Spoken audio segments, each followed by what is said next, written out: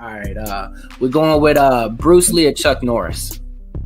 I'll probably go Chuck Norris. Heard some small stories about Bruce Lee, not like just only doing like other stuff, but Chuck Norris actually going in the tournaments and actually fighting. So Chuck Norris. The feeling of seeing like a body just like drop cold in the mat, it's beautiful. It's just you applying the technique and seeing that it's just one touch. It's just 1 second and the body just drops cold and the person cannot move, you know. Everybody says, you know, you get your top 5 athletes out there, you know, on the basketball team. You got Barkley, you got Jordan, LeBron, Kobe, all that. Who's your top 5 fighters you walk into anywhere, ain't nobody fucking with, you guys knocking everybody out? Shit, I got Francis Ngannou. I got Izzy. I got Demetrius Johnson. And I got Kamaru Usman. Oh, I got one more? No, you included. You included. So. Nikes or Jordans?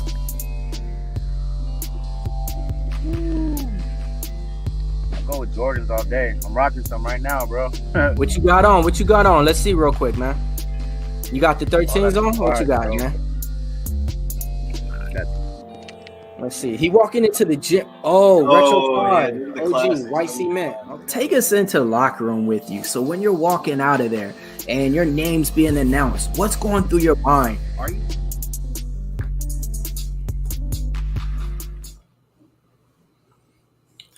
Yo, what's going on, y'all? MMA Locker Room here, Puck Sports Radio. F the rest out, we the best out. Your number one MMA source, bringing you everything in sports. So, you know, we got a big card coming up tomorrow. You know, one of the UFC live streams. You definitely want to tune in. It's going to be an early one going on, you know. Main event, who you got? Ortega or Yair? Think about that. I'll get back to y'all, man. But, you know, in the meantime, you know, we do got a special guest backstage. Just met up with us in the locker room, you know, coming from training and, you know, getting ready for his up-and-coming fight. Few months away, you know, but it's always better to get the information out while you can. So we got one fighter in the back, you know. Let's just get into it. 14 wins, only 3 losses, 8 KOs, 2 submissions. I mean, he's been fighting in the UFC for over 10 years now, came up from the Ultimate Fighter and still here putting it down. Some people like to call him the man from hell is backstage. Let's bring him on. Vince, how you doing, my man? What's up, dude? I'm good. That's got the entrance right there. Hey, I love it, man. So what you got going right now? I see you. We caught you at a busy time right now. Look like you're driving. Yeah. I just got out of the gym. I was over at Landau Performance lifting. Monday, Wednesday, and Friday I lift. Well, Monday and Wednesday I lift, and then Friday I do recovery there, like mobility stuff. So that's what I was doing just now. Just finished that up. So I'm just heading back home. Got it. So definitely getting that strength and conditioning in, as I see. Did you hit up your local gym too, Factory X, or you doing that another day? No, I go to Factory X in the morning. I train there in the mornings, and then I do other stuff at night. Sometimes I go there at night too and train. Got you. And I heard you say recovery. So I mean, recovery is good, you know, definitely for your muscles and everything like that. What do you like to do, you know, to actually recover after you're done these wars and these fights that you indulge in? Oh yeah, okay, so today at the gym, today's sparring day, so we get after it today. Today's a rough day. So afterwards, let's go to Landau's and do some recovery stuff. And what that consists of is me basically just doing kind of like some senior citizen workouts and shit, you know, like just rolling around on the ground, stretching out. Nothing with weights really, some light bands and stuff like that, but mainly just little things, movement stuff to just make sure my body's I'm not losing any mobility, right? Like I'm 39 years old and I'm out here moving like I'm 20 still, so it's the reason for it. Got it. So more of like the martial arts stuff, you know, the long stretching, the long movements, everything like that is what you're doing on the recovery on these parts right now, it seems like. Yeah, kind of just like that self-care part, because when we train, we beat ourselves up, right? Like I'm a habitual like herder of myself, right? Like I'm one of those guys that's too stupid to know when to quit sometimes. And so this is something that's actually been really big for me. That's helped me stay in fighting. So, I mean, you say you kind of go all out when you're training and stuff. You got any stories for the locker room to where, you know, some things maybe didn't turn out the way that you expected? Maybe you went in to throw a jab and got caught, woke up and was like, hey, what happened? You know, any stories like that happened to where you were training and, you know, you got knocked out, choked out, or you even did the same to one of your opponents or one of your partners? Shit, I mean, I've been choked unconscious a few times in training just because sometimes you try to push that limit, right, and then you just go out. But I've never been knocked out. I've actually never been like knocked out from getting hit by somebody ever in my life. I've been rocked. I've been kicked in my face. I've been rocked, but nothing like too crazy. Nothing like too nuts. But I'll tell you a funny story. What I used to do to people. So when I first started training, I trained at Big John McCarthy's, and we had a huge fight team. Right. This was in 07. This is when I first started training in 07. And we had a huge fight team. There was like, I want to say like 32 dudes on the team. And after a few tryouts, I started to become not really so much of a new guy on the team, but more of like the vets, one of the cornermen, right? Like one of the foundations of the team. And so after a while, I started fucking with the new guys, right? And so we'd always have fighting tryouts. We get new guys. And I'd always have this thing where I'd tell the new guys, like, hey, it's initiation time. You gotta get initiated right before you're actually on the team. You know, you're on the team, but you ain't on the team until you get initiated. You know what I'm saying? So they go, okay, well, what does that consist of? So I'm like, yeah, you gotta let coach. Coach gonna use you for a dummy for the class, and you just gotta go out. You can't tap. You gotta let him choke you out. But the coach doesn't know. You just gotta do this, right? You just gotta do this. He's like, what if he doesn't know that I go out? I was like, no, we'll be there. We're going to tell you, but you just got to do this, right? So it was just a thing that we used to fuck with people to do it. And there used to be this guy, what was his name? Oh, his name was Jimmy. He was like this gangbanger dude that used to come in. He's a really cool dude. I fucking liked him a lot, actually. But he was a hard-ass dude, right? So it was his time to be initiated, and we're going over arm triangles. So he's facing up, and he's got his arm up like this, and my coach has got him in the arm triangle. And I stand over, I'm like, hey, Jimmy, I'm like, it's initiation time, right? I'm like, shh. And he's like, no. He's like saying no. And I grab both hands, and we can't tap. And this motherfucker started flailing like a goddamn fish out of water. I didn't know a grown man could flail and fight like that, right? Like, this dude. Gangbanger, though, right? Yeah, straight up, right? Like, he started flailing. So I let go. I was like, oh, shit. My coach gets up freaking out because my coach has no idea what's going on. My coach Brian has no idea what's going on. So he's like, what's going on? I was like, I don't know. He's like, this motherfucker tried to grab my hand so I couldn't tap. I was like, whoa, bro. I was like, I thought you were a gangster, bro. You don't stick straight your homies like that. What the fuck? Right. Yeah. Nah, that's... But it's like that. That's a pretty funny little story that I used to do at Big John. So every time we got a new guy, I tell me it was initiation time and tell me to go out. It seemed like it would work, too. Because I remember I started training at this gym with some people I know. Long story short, he had to wrap my hands for me my first time, and he said, next time if you come here and I have to wrap your hands, you're gonna take one of my leg kicks straight to the thigh. And he showed me how hard he was gonna throw it. So I was like, all right, I'm not worried about it. Man, I made sure I had my hands wrapped every single time. I was driving to the gym with my hands wrapped on the steering wheel because I was like, nah, I'm not getting kicked by that Muay Thai instructor. That's how it goes, man. Fuck that shit. So how's this coach at Kenya too that would wrap my hands, and he'd always tell me like he was a kickboxer. He was like, punch him, you take his heart away. You don't worry about breaking your hands. I wrap these. So since we're on the phone, we're talking about kicking. This is something that I noticed. You know, a lot of times when we're watching fights, you know, somebody throws a leg kick at the fighter. What happens? The other fighter returns one with another leg kick, right? It's just a natural reaction. But the thing that I don't see is when one fighter hits the other fighter with a body punch, that body punch never gets retaliated. You know, it seems like after, you know, it's a weird thing. You know, it's usually a punch for a punch, leg kick for a leg kick. How do you feel about that? Do you like to attack the legs more, or do you like to attack the body? Well, I attack everything. I attack the legs. I attack the legs, body, and head when I fight. I'm not prejudiced, but a lot of guys I feel don't attack the body because they just want a knockout, right? Like fighting's kind of like, as much as we try to fight without our emotions, fighting's an emotional thing. And so sometimes when you're in there, you just get emotional. You can't help it. You're just trying, you try to knock the dude's head off. Not pinch him like, damn, beat at the body, it'll open up the head. Yeah, that's what they always say, man. They say I think more people should. I think more people should utilize the body, but a lot of guys don't. But then again, I think a lot of people don't is because when you're aiming for body shots, you're really like open to get hit yourself. So a lot of people don't like to get hit. Got it. Hey, shit, you damn right about that. Speaking about that, a lot of people don't like to get hit. So this is a question I got, man. So when you were a kid growing up, like, was there a certain movie that you watched or a certain person that made you want to become a fighter? Because I'll be honest, I used to watch Bloodsport. I used to watch the Karate Kids and stuff, and, you know, it got me inspired. You know, I signed up for a Taekwondo class. It wasn't me at that time, though, you know. So, like, what was it that made you become a fighter? You know, was it somebody in your corner? Was it somebody just saying you're tough? You know, you got good hands. What was it that motivated you to become who you are now? The same kind of movies, man. It was Bloodsport. It was the Bruce Lee movies. I really loved kung fu movies when I was younger. I was super into kung fu movies. But I think a huge, if not the biggest part of it, was probably Rocky. Rocky was like the biggest movie that was an influence on me because not only because of the story, right, and because the movie and its boxing and the fighting went up, but because Rocky was there was so much emotion in it, right? Like that's what attracted me to it, was the passion that was in it, and that's why I liked it. So I would say Rocky would be like the biggest thing that determined it. Then I was just an angry little fucker. I liked hurting people.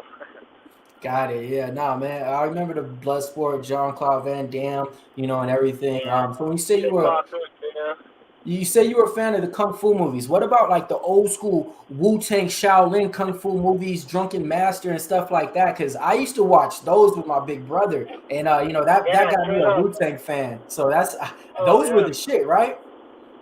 Yeah, straight up. I used to watch those old Chinese movies that were like dubbed over and the voices in the match and shit. I used to watch those too. I used to love the old Jackie Chan ones.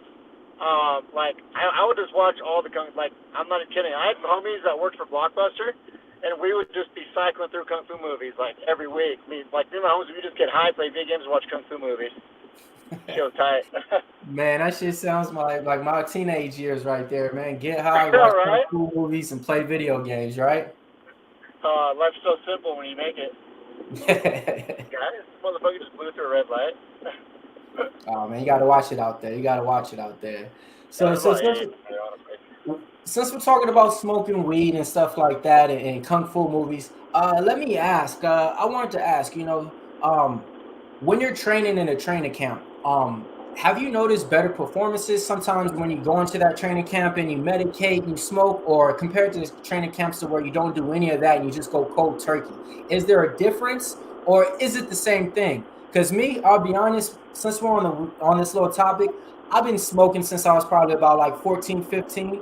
And ever since I did, I would like study my school stuff. So it actually made me perform the same way in school as if I was high or not. So for me, it was nothing that limited me or crippled me or something. You know, I could go to the gym. I could take a psychology class, smoking out of my bong right before class, and do the same grades as I was if I wasn't high.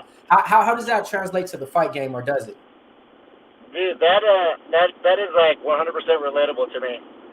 When I go in the gym, I'll have days where I don't get high and I go to the gym and I have a good day. But I have days where I have a bad day. But I notice when I get high and go to the gym and have a good day, my good day is way better than my normal good days, right?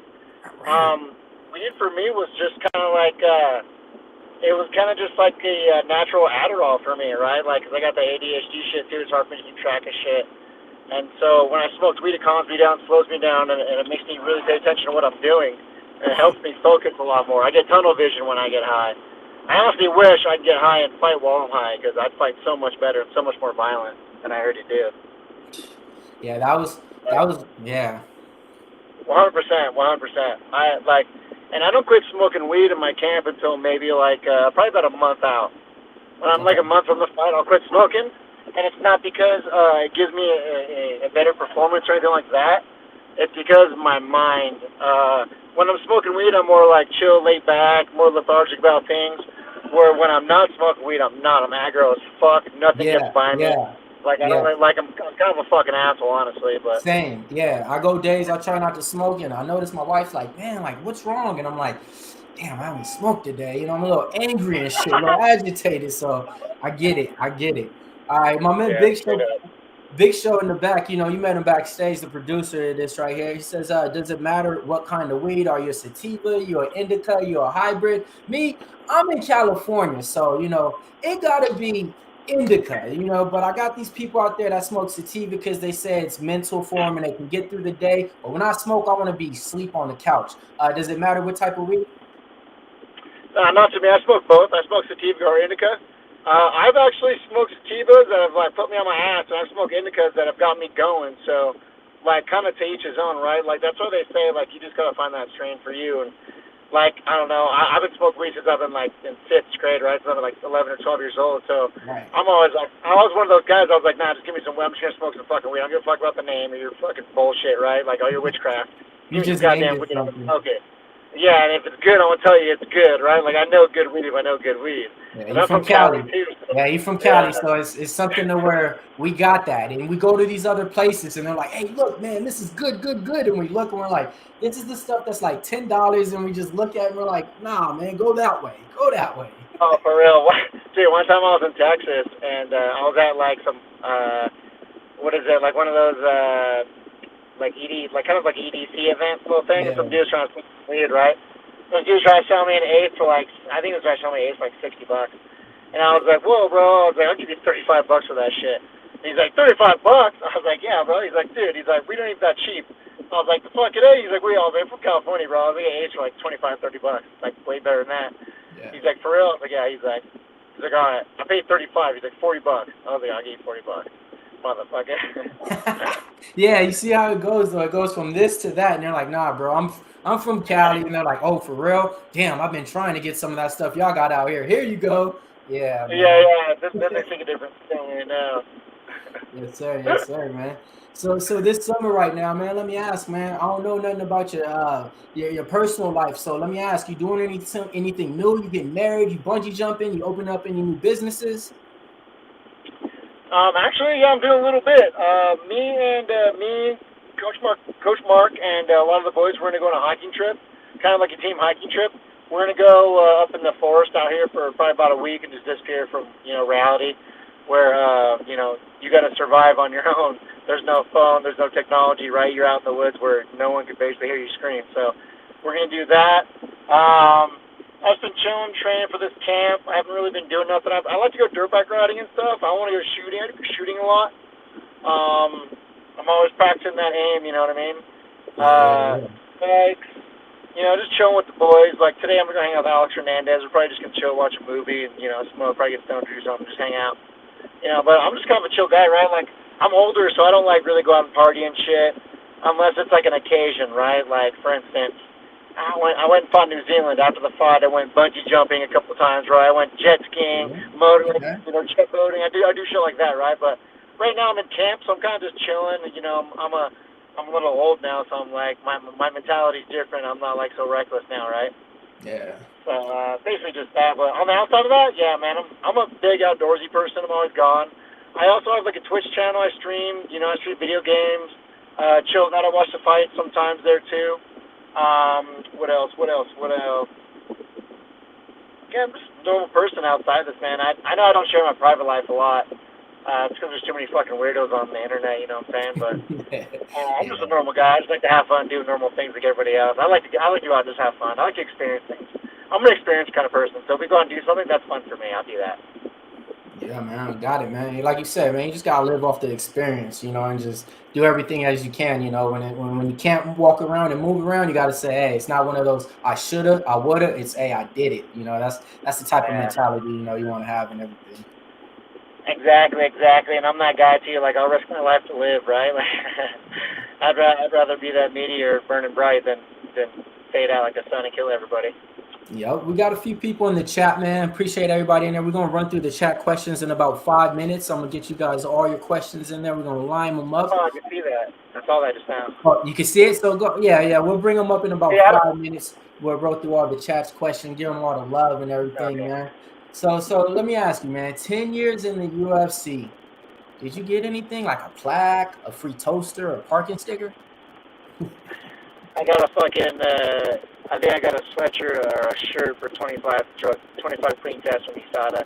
And then I got a sticker for 26 clean tests. There you go. There you go. But no, not really. You know what though? I did when I got into the UFC. When I got to the fighter, they gave me a really dope wool fucking jacket, man.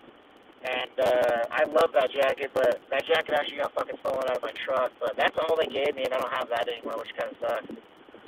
But it was a one-of-a-kind jacket. That was the only thing they gave me. Got it. Since we're on the UFC, so if there was one rule in the UFC or MMA that you would change, what would it be? Ooh.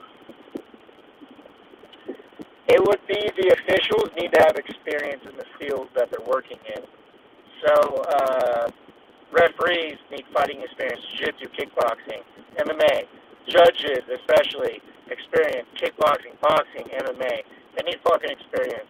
We have people who are supposed to be the ones knowing what they're looking at, have no idea what they're fucking judging and refereeing. So, this is going to create a lot of problems. I think that's the biggest thing we need to fix, but the problem is, how do we fix it, right? If you get fighters in there, it's going to be a conflict of interest, because then when the boys are in there, you know what I mean? It's going to be like, oh, that's my boy, you know? Yeah. But, I don't know, but that's the thing I think we need to fix. Because I like that's that. Like, that's the biggest issue in MMA. That and add a fucking stalling rule so Mark Madsen doesn't keep winning. All right.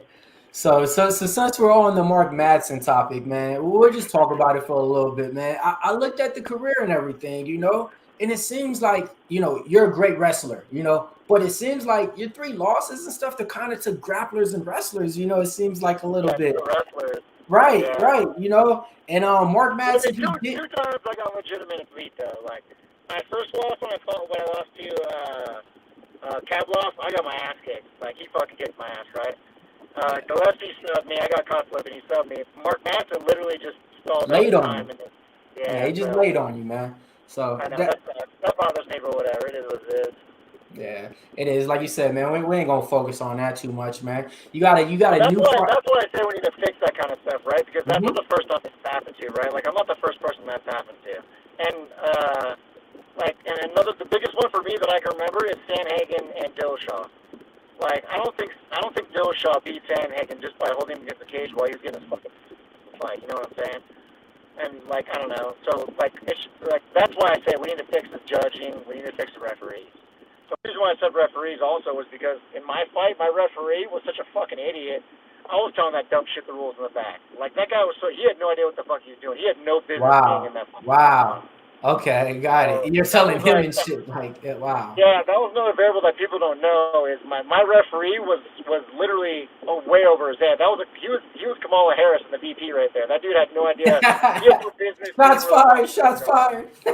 Bro, that guy sucks a dick to get where he got. He had no business being in there. Yeah, I got you. Yeah, no, man. That got to be the worst way to lose a fight. You know what I mean? Especially like I said, on the judges' scorecard. You know, the way it's like not even getting seen right, man. So yeah, that shit sucked. And I cried in the back for a while. That shit sucked. That hurt bad. Yeah, it did though, because you were looking up to that fight too. You know, you wanted to take that O away from him too. You know, so I remember the interviews going into it. You know, and I'll be honest with you, man. I've been winning with you too, so I was with you. I thought you was gonna get it done, everything like that. The judges pulled that bullshit, and hey, man, you know it is what it is. That's definitely. And when you look at the stats too, it's crazy because I doubled his total strikes and just significant strikes, and almost tripled mine total. They didn't give me any sub attempts, which I had him in 3 submissions. They didn't give me any sub attempts. Right, I got 0 control time for my sub attempts when I had him in sub. Mm-hmm. Especially in the second round, they gave him the second round. They gave him all that control when I had him in that calf slasher. They you know what I mean? So it's like that kind of thing. That's what I'm talking about. Like, they had no idea what they were looking at. They saw, he's on top. He's in the top position, so he's winning, right? Where in fact he wasn't even doing nothing. He wasn't doing no striking. He wasn't trying to submit you. He wasn't even. That's the thing about it too. It wasn't the ground and pound that you expect. You know, like you had the little scars and everything, but it wasn't that. You know, so I remember that fight vividly, you know, man. Had I been in any danger, I would have been like, you beat me, dude. You know what I mean? But he literally just got 3 takedowns and won the fight off 3 takedowns. So got it. That was my complaint. That's my complaint. All right. Let me ask you. I got this little segment. You know, it's called "Is It Worth It?" You know, so I'm gonna just I'm gonna just ask you, is it worth it? All right. So You're a video gamer, right? And you like to smoke a little weed, right? All right, cool. So you get all the new free video games with all the cheat codes and skins, but you have to take one head kick from Messi and a one leg drop from Yokozuna RIP. Is it worth it? Wait, who was the first one?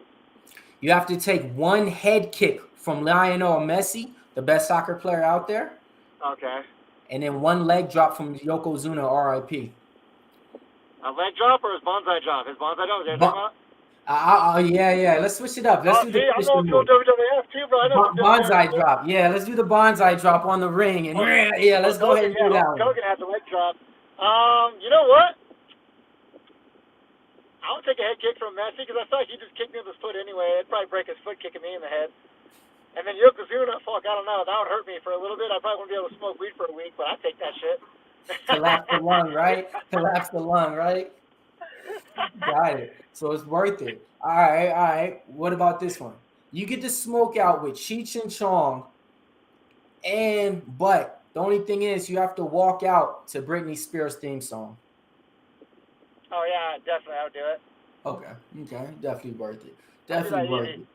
All right, got it. All right, so no woman or nobody in your life right now, right? I got to check, yeah. Oh, okay, cool. Never mind. We'll skip that.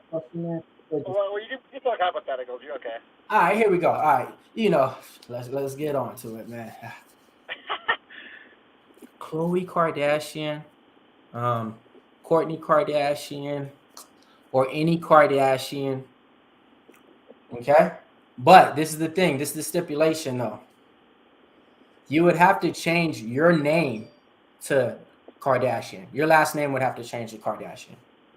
Is it worth it? I hate those bitches. They ain't worth it. Got it. Ain't worth it. They're good to look at, but as soon as they open their mouth, I'll fucking punch a baby. All right. Last one. We'll end on this. Would you rather be top 3 in your division or Bellator champion? Top 3 in my division, the UFC or Bellator champion? Yes, sir. Hey, top 3. Top 3. Bellator doesn't hold weight like UFC does. Got it. Yeah, hey, you're right on that. Right on that. Hey, got it. You got those ones right. So now we're going to run through the chat, man. We're going to give the chat their little questions, man. We see they had some questions for you. So let's go ahead and scroll through them real quick, starting from the top. Let's see. Big Show. What we got? Okay, so we got somebody in the chat saying, Real Deal Prime, saying, rate your wrestling game. My wrestling game? I would say my wrestling is probably like a 6 to a 7. I'm actually a pretty decent wrestler. I'm a very good wrestler, but for some reason when I fight other wrestlers, my wrestling doesn't come out. Makes sense. So I'd say like a 6 to a 7. I'm actually a pretty decent wrestler. Now you are. That's the whole thing. That's why that Mark Madsen fight was, the way it played out was just like, whatever, man. But like, yeah, you're a good fucking wrestler. I was kind of expecting him to try to. He didn't see. He's an Olympian in Greco wrestling, but he didn't try to Greco wrestle me at all. He didn't do those exactly. Mm-hmm. No, because if he would have, I would have fucked him up in the clinch because I'm a dirty clinch fighter. Yes, sir. I'm dirty in the clinch. My man James S says, what is it? What kind of beer do you like? Yeah, Rolling Rock. If I drink beer, I'll drink Rolling Rock. But my go-to drink is Jack. Single barrel Jack is my go-to. Got it. Modern day shaman. What does escaping a calf slicer from Jim Miller feel like? Fuck. Nothing as good as getting away from that guillotine did in the third round in the last 30 seconds. That motherfucker almost submitted me, dude. Bro, in the last 30 seconds I fought against Jim Miller, he had me in that guillotine, and he almost, I'm not even kidding. If I didn't pull my head out, I would have tapped in the last 30 seconds and lost that fight. Jim Miller's guillotine is not something you want to fuck around with. All right, so now we're going to get to the up-and-coming fight. Good one. Ask him about Jesse Ronson bout coming up in October, on the main card with Mackenzie Dern. Women going to be highlighting the card. Definitely going to have you on the main card. They better not have you on the prelim. So let's talk a little bit about your opponent and how do you see that fight playing out? If I'm honest, I haven't even looked at him yet. I've never even heard of him. I don't really know who he is. my coaches are like, this is a good fight for you. So I'm like, cool, let's take this fight. I heard he's a striker, so it's going to be a fun fight, honestly. Like, this is going to be the kind of fight out of me that fans are going to want to see because it's not going to be diluted with, someone who's not going to want to fight. They're going to try to wrestle me the whole time or grapple, you know what I'm saying? So I think it's going to be more of an exciting fight in that aspect.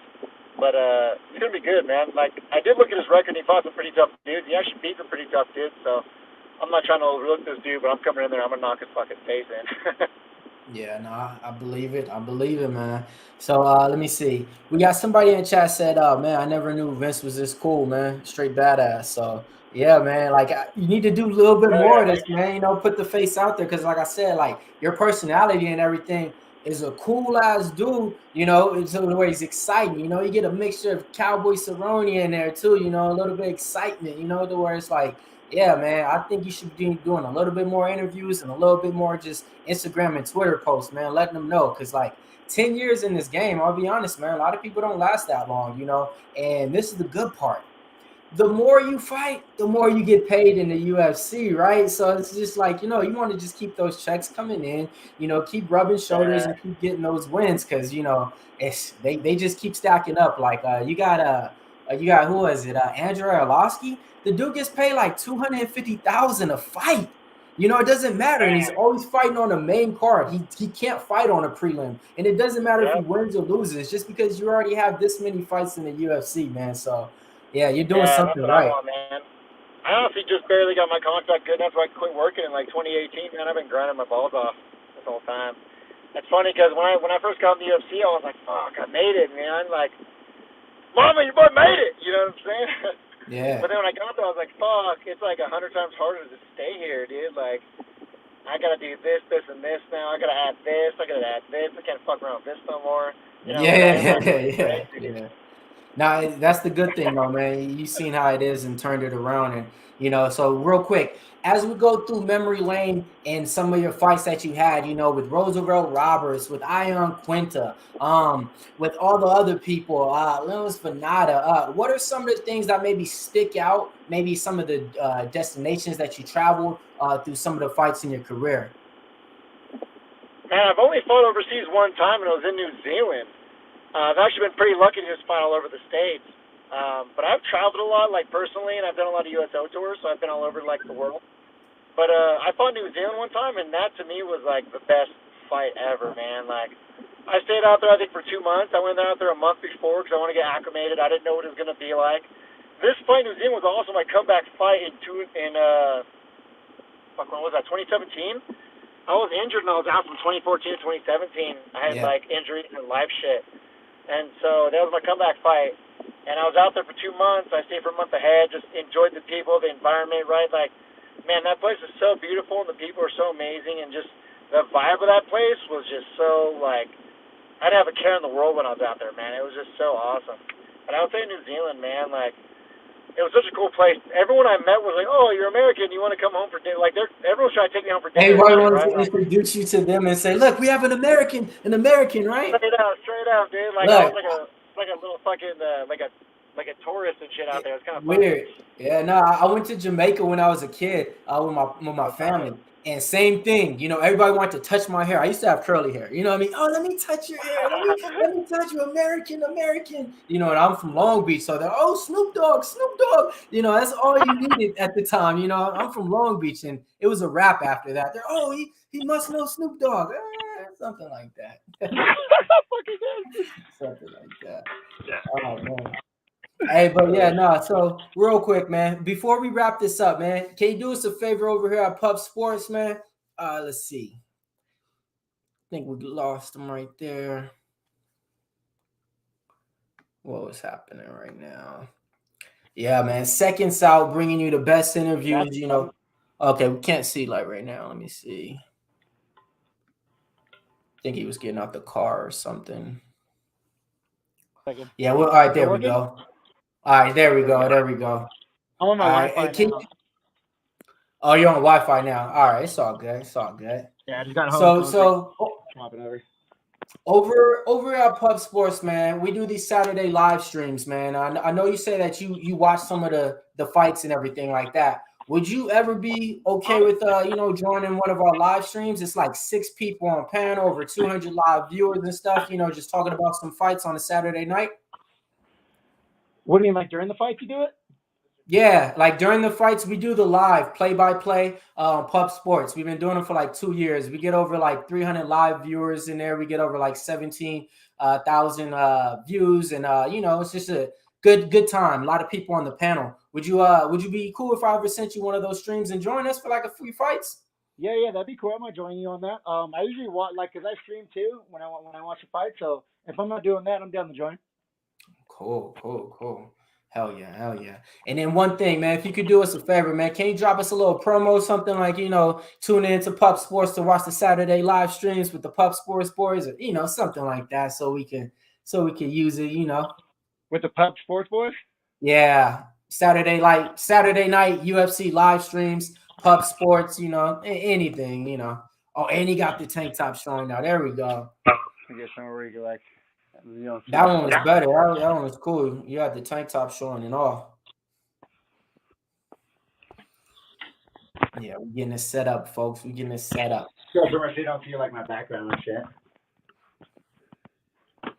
Yeah, that's the new thing for like all the camera people now. Now we're trying to. Oh, see, there we go. There we go. See, this is on my ear swabs right now. Yeah, we're getting it real official. There we go. All right, what was it? Saturday night with Pub Sports? With Pub Sports, right? Yeah, Pub Sports Radio, UFC live streams. Tune in with the boys every Saturday night. All right. What's up, guys? Vinc from Vinc Pichel here. Tune in with the boys at Pub Sports every Saturday night. Watch the UFC fights. There we go, man. Couldn't say no better than that. Hey, that was a platinum one, too. One take. I had a lot of people drop them. They fumble the words. They don't know what to say. That shit just flew off natural, So, yeah. I'm getting pretty good at it. I used to fuck that up big time, dude. I used to fuck that up big time. So one thing, man. I watched my first interview when I was on Ultimate Fighter. That shit's so embarrassing to me. Damn, just to think, man, where you came from then to now. I know, it's funny how we evolve as people. Yeah, one thing, man, I want to give you your props, man. You had a fight early on in your career. You almost turned into Michael Bisping. What do I mean? I mean, the guy broke your orbital, and you was out there seeing double. You was fighting with doubles out there, and you still managed to win that fight. Not just that, you had your vision fucked up for a whole year. Took you a few surgeries to finally correct it and stuff, So when I hear fighters give excuses on why they lost the fight, I had a bad weight cut. I had menstrual cramps. I didn't sleep right. Like all these excuses. And then, your story is real. You was fighting like 2 people in the ring at the same time and whooped his ass. Tell us a little bit about that, man, and what happened with your vision. Yeah, a lot of people don't know about that because, like I said, I'm super quiet, right? I keep stuff to myself. But yeah, that happened. I got locker room. I do my research. Yeah, that shit happened. That's pretty funny. That you have to do some digging to find that shit. Yeah, that happened with me when I fought Anthony Antiquani. I fought him in May of 2014 at the MGM Grand. That was actually my first UFC. It was UFC 173. And that's why I was so stoked to fight Mark Madsen on 273 because I was like, fuck yeah, 10 years and 100 UFCs later, here I am. I'm going to beat this dude's fucking ass. Yeah, that happened in the first 30 seconds of that fight, man. We had an exchange where he was southpaw and he threw like a 1-2 at me and just fucking decked me right in my orbital here and actually broke my face.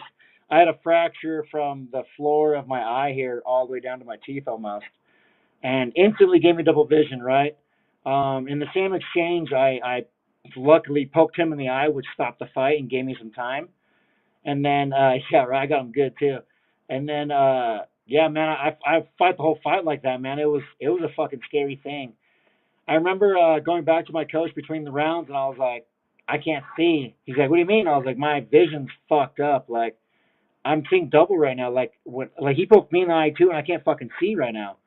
And he's like, really? And I was like, yeah, man. Like I'm fucked up right now. My coach's like, you don't need to see. He's like, just grab a hold of this motherfucker and start ragdolling him around. We've been doing wrestling lately, just fucking ragdoll this dude. So I was like, fuck it, all right. I don't see. I don't know how I fucking got lucky doing it, but I ducked a punch, grabbed him, and never let go of him. You envisioned your blood sport. Remember when Bo threw the sand at Van Damme and it got in his eyes and he's like, oh, I can't see. And then you went into your blood sport, my man. Yeah, I remember that. And I'm gonna say this too. I was terrified, man. Like that was very scary because at the time he knocked out more than half his wins were knockouts, right? Yeah. And so I was like, fuck. And it's Anthony Njokuani. He was dangerous at the time. He just knocked out Roger Bowling, I think, right before he fought me. His little brother's making a run right now in the UFC, right? Yeah. So I was like, fuck, man. Like this is crazy. And then I had to get surgery that night. Didn't get the party to celebrate. I had to have surgery. That's what put me out for that was a part of what put me out from 2014 to 2017. Like that happened, and then I had some issues. Like I was supposed to get married in 2015. A lot of people don't know that either. My chick broke up with me like a month before the wedding, which was like right around the same time. And then I also got injured at work, and I was going through fighting them because they were trying to blame fighting. I needed shoulder surgery. It was like, man, I was getting kicked while I was getting stomped while I was down in my life at that time. Pretty bad. I almost killed a lot of people. It happens to the best of us. Now, time for my legendary questions. We run through them real quick. All right. So, who wins in a fight? Bruce Lee, Chuck Norris, Van Damme, Muhammad Ali. Then or now? Then. Are we talking primes? Yeah. Man, I'd probably have to give it to Bruce Lee. Lee, if not Bruce Lee, Muhammad Ali, because Muhammad Ali was a master of fighting too. I would say Bruce Lee and then Muhammad Ali. Got it. All right, growing up, Street Fighter or Mortal Kombat? Oh, shit, man. I was more Street Fighter. I want to say I was more Street Fighter, but I got down on some Mortal Kombat. I used to fucking Mortal Kombat hard. Mortal Kombat 3 was my shit. Got it. All right, 2 blunts, 2 joints, or 2 cups, or 2 beers? 2 blunts. Smoke blunts, pull stunts, baby, all day. There we go. Let's go. Smoke bong letter right now. Hey, you already know how we go, man. You already know how we go. All right, so would you rather be part owner of the UFC or part owner of Bitcoin? UFC, I could help more people. Okay, I like that. All right. Give me the money or give me the... Oh, give me the respect. Give me the respect. Fuck the money, dude. I'm not a money person. I don't live my life by money. I never have, and I've been broke, very broke a lot of my life. But I've always been happier this way. I've always been happier. And happiness to me is more important. Like that, man. Love that answer. Shout out to my man Slaughter, Jeff Slaughter. He always has this question. Is there any one tradition or family superstition that you guys have in the Pichel family? A family superstition?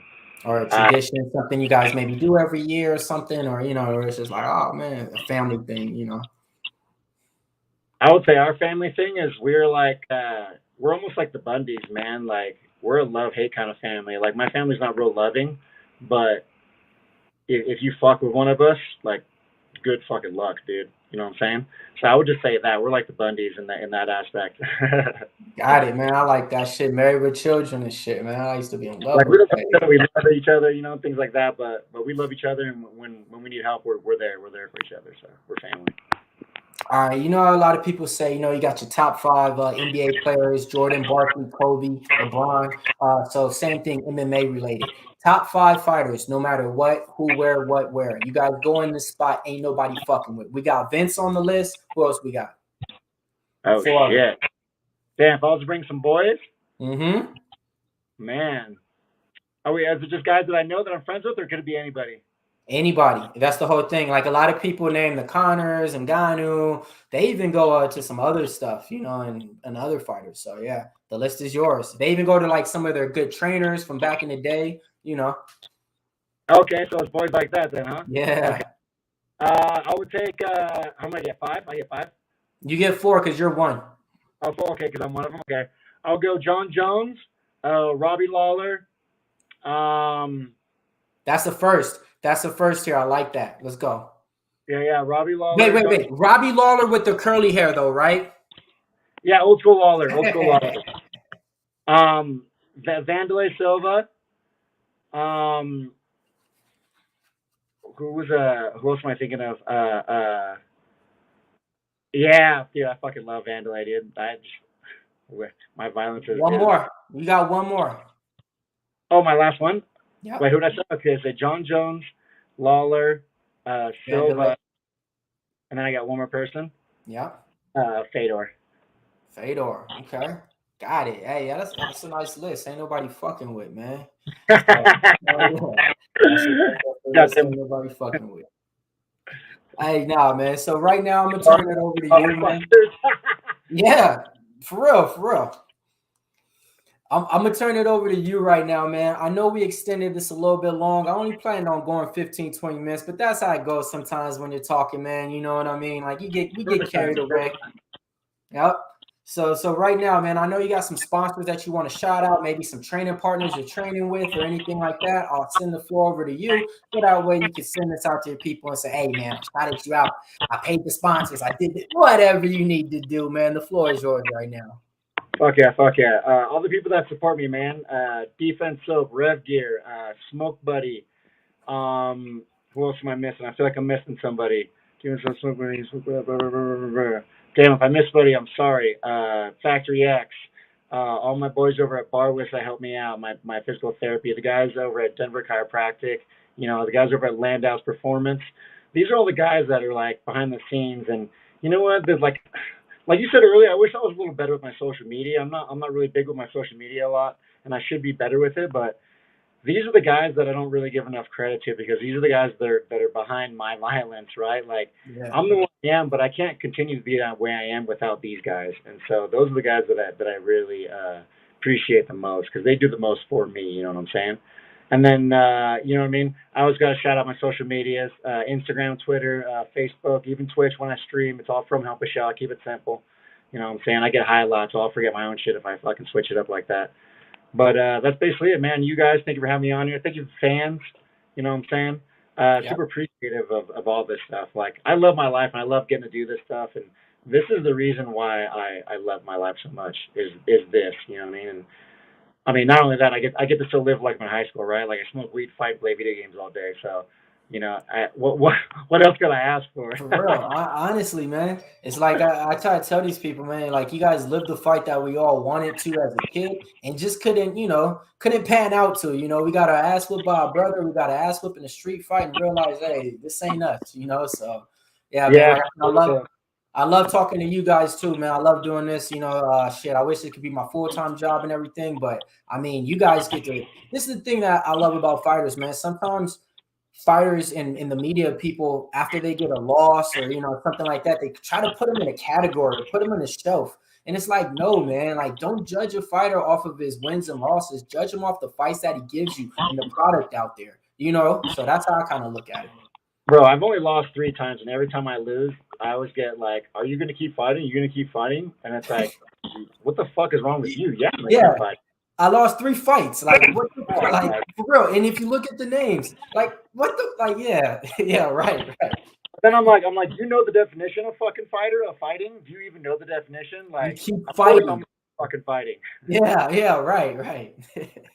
So then, all right, so give us a prediction, man. You don't know nothing about Ronson or anything like that, man, because we like to bet over here. I'm going to put money on you, money line. So you think your fight's going to finish inside the distance, or what prediction you got for your fight coming up so we can wrap it up? Honestly, I kind of feel like a submission, man. I feel like I'm going to hit him, and I feel like he's gonna do something desperate, and I'm going to catch something. I've been kind of wanting to get a submission lately, and that kind of fucked me on the Madsen fight too, because I was trying to get it for a submission. But I want a submission, so that's kind of what I want. But you know what?